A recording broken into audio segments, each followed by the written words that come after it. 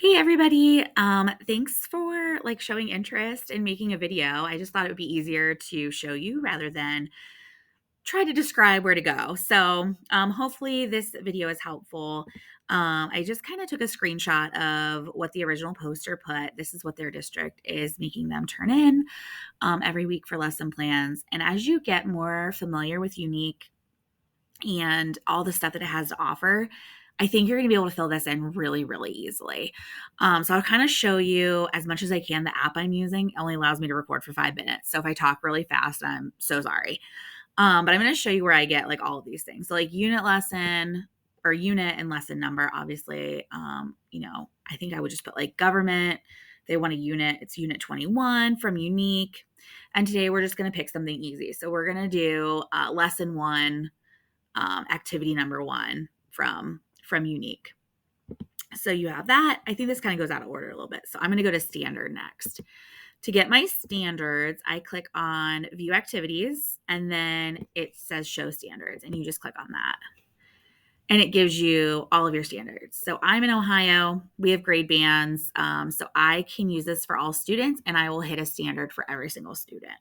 Hopefully yours is like that so you don't have to have more than one set of Unique or adjust anything too much. But I'm hitting everybody in my class.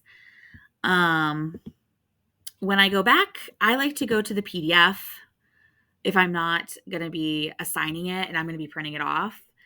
When you open up each lesson, I think there's 30 lessons, so it's 800 pages of information, and it's really overwhelming at first. So I just kind of skip through these. I've always done that. There are some topic words for this lesson on the first page, but I just kind of skip it because it'll go over it when you get to the meat. So usually the meat of the lesson for me when I'm planning starts on page 3, almost always for every single lesson. So you can see today I'm going to teach lesson 1, activity 1, which is our read aloud number 1. I have my instructional targets, which if you want to expand on your standard stuff right here, you could probably put that in there.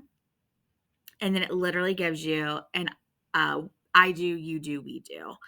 No, I do, we do, you do. I always get that wrong. So we're introducing some topic words. We're going to introduce the story by building a little background knowledge. What does the Constitution protect? We're going to display the book. We're going to do a picture walk. All of that you can put into your either your teacher model or into your describe the lesson activities. And then your I can statement, every single lesson or every single activity in each lesson will have an I can or an I will statement. They're always in bold and they're right in this before reading because they want you to go over it with your student before you teach. So it gives it to you. You can just probably copy and paste it right in here. I will identify what the class is learning about. The during reading, I like to print this off, especially for my paraprofessionals who are not used to teaching a lesson because it gives them a script. This is what I mean by script to read along with. Gives them some pointers, read with fluency and expression, emphasize raising the volume and pitch of your voice, emphasize the word right. So that's what they really need to learn for the activity tomorrow is they're emphasizing rights. That we have. Once you get down here to the after reading part, that's all of your review for the lessons. That's all that you do. So you can put that in here to describe the lesson. You're going to be going over all these questions. And when you put what thinking will you model to students, it's going to be all of this. Look up here. It's think aloud about information presented in the text. For example, so you put, I'm going to say, for example, the book says Mrs. B's class is learning about rights. The picture supports this idea. I see a picture of the Constitution. And you can put that literally in what you're doing.